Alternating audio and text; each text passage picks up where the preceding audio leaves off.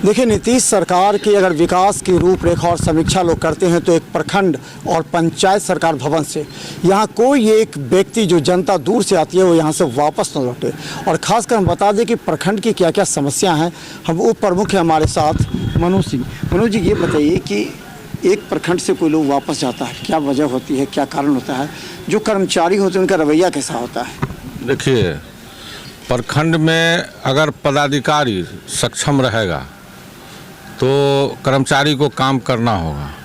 और जब पदाधिकारी ही अगर रिश्वतखोर रहेगा तो कर्मचारी तो स्वाभाविक बात है कि वो लेगा ही, क्योंकि हमारे ब्लॉक में अभी अंचल का जितना समस्या है, अंचल का बुझिए कि आवेदन जनता का, आम जनता का आवेदन बुझिए कि कूड़ा के ढेरी में फेंका हुआ रहता है।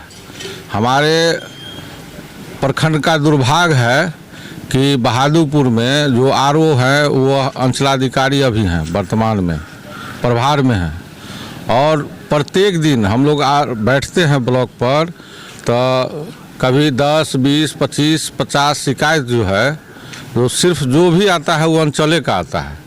प्रखंड का बहुत कम शिकायत रहता है, क्योंकि प्रखंड का जो काम है सो बहुत ऐसा है कि पंचायत से भी हो जाता है, तो सही समय पर कार्य निष्पादन नहीं होता है। अब जैसे कि अभी भी कई लोगों का ज़मीन का जो प्रमाणन किए थे उन लोगों का भी लटका हुआ है। कई ज़मीन वाले जो है सो अपना दस्तावेज लेने के लिए अंचल आते हैं, वो भटकते रहते हैं आवेदन दे के। अब जैसे कि सरकार का लक्ष्य है कि सभी अपना अपना ज़मीन के मालिक जो है सो स्वयं दादा परदादा के नाम से ज़मीन है हम उसमें करें। उसमें भी गोलमाल है। जब सारा पेपर तैयार करके अंचल आते हैं तो उसमें भी राशि का डिमांड होता है। तो अंचल का स्थिति बुझिए कि बद से बदतर है। हमारे कर्मचारी का एक कर्मचारी के पास 10-10 एजेंट हैं, जो कि बात कर दाखिल खारिज का स्थिति, जैसे ही कोई अप्लाई करता है तुरंत उसको फ़ोन चला जाता है। हाँ, एकदम सही बात है। एकदम वो जो दलाल जो होता है कर्मचारी के, जो भी हो, उनके माध्यम से उसको सूचना जाता है और सूचना जाता है तो जो है सो उस पर उगाही होती है। इस पर हमने एक बार डीएम साहब को कहा था कि सर, अंचल के कार्यकलाप के लिए आप जिला से धावा दल गठन कीजिए कि अंचल में कितना भ्रष्टाचार है। आप बुझिए कि जो व्यक्ति नापी के लिए आवेदन दिए उसका रसीद कट गया और कई महीना से वो व्यक्ति लटका हुआ है, उसका अभी ज़मीन का नापी नहीं हुआ। उसके बाद जो है सो अंचल में दाखिल खारिज अगर कर्मचारी करके भेज दिया तो सीओ के लॉगिंग पर लटका हुआ है। क्यों लटका रहेगा, क्या कारण है, कितना दिन आप लटका के रखिएगा? तो उन लोगों का अपना मर्जी है, अपना माल कमाने का। अमीन भी जो जाता है वो पैसा पहले तय कर लेता है, उसके बाद नहीं तो उसको 1-1 महीना 2-2 महीना लटकाया जाता है। लटकाता है। हमारे अंचल में अभी जो वर्तमान में जितना भी अमीन है, बुझिए कि एक तो नॉलेज नहीं है उन लोग के पास।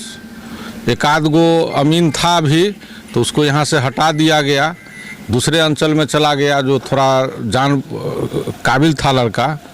और अंचल का स्थिति है कि कैसे ये लोग अमानत में आ गया, हमको तो समझ में नहीं आ रहा कि अमानत भी सही से नहीं करने आता है और वही लोग विवाद का झगड़ा लगाता है।